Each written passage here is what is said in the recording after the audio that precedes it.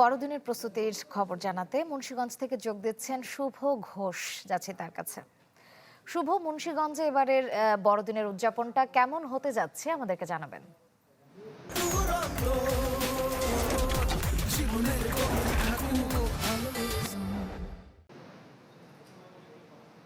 শ্রেয়া, দেখুন, আগামীকালকে বড়দিন উদযাপনকে ঘিরে কিন্তু বর্ণিল সাজে সেজেছে মুন্সিগঞ্জের সিরাজদিখানের যে শুলপুর যে গির্জা রয়েছে সেখানে। কিন্তু সব ধরনের আনুষ্ঠানিকতা ইতিমধ্যে শেষ হয়েছে। তারা খ্রিস্টান ধর্মাবলম্বী যারা রয়েছেন তারা বলছে আজ রাত 12টা 1 মিনিটে মঙ্গল প্রার্থনার মধ্য দিয়ে কিন্তু বড়দিনের যে মূল আনুষ্ঠানিকতা সেটি শুরু হবে। এরপরে কিন্তু আগামীকাল সকালে সমবেত প্রার্থনা হবে দেশ ও জাতির মঙ্গল কামনায়। আমরা গির্জার যিনি ফাদার রয়েছেন, আমরা আপনার কাছ থেকে জানতে চাইবো যে আসলে কি ধরনের আয়োজন রয়েছে আগামীকালকের এই বড়দিনকে উদযাপন ঘিরে।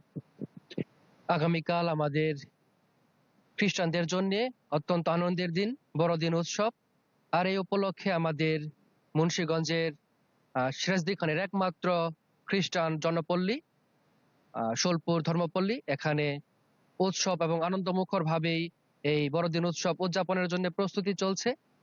আমাদের যারা খ্রিস্ট বিশ্বাসী তারা আধ্যাত্মিক বাহ্যিক দুই দিক থেকেই প্রস্তুতি নিচ্ছেন এবং আমাদের গোটা ক্যাম্পাস সেটাকে সাজানো হয়েছে, আলোকসজ্জা করা হয়েছে, প্যান্ডেল করা হয়েছে এবং আমাদের যারা খ্রিস্ট বিশ্বাসী তারা বাড়িতেও তাদের সেই প্রস্তুতি নিচ্ছেন। তারা কেক বানাচ্ছেন, পিঠা বানাচ্ছেন, আনন্দ গান কীর্তন করা হচ্ছে এবং এইভাবেই আমরা প্রস্তুতি নিচ্ছি যেন এই উৎসবটা সুন্দরভাবে করতে পারি। ধন্যবাদ। আমরা একটু জানতে চাইবো, এই যে বড়দিনকে ঘিরে একটি উৎসবের আমেজ বিরাজ করছে, এখানে যারা খ্রিস্টান ধর্মাবলম্বী রয়েছেন তাদের এই ধর্মীয় উৎসবকে আরো সুন্দরভাবে উদযাপনের জন্য কি কি সহযোগিতা আপনারা করছেন? ধন্যবাদ আপনাকে।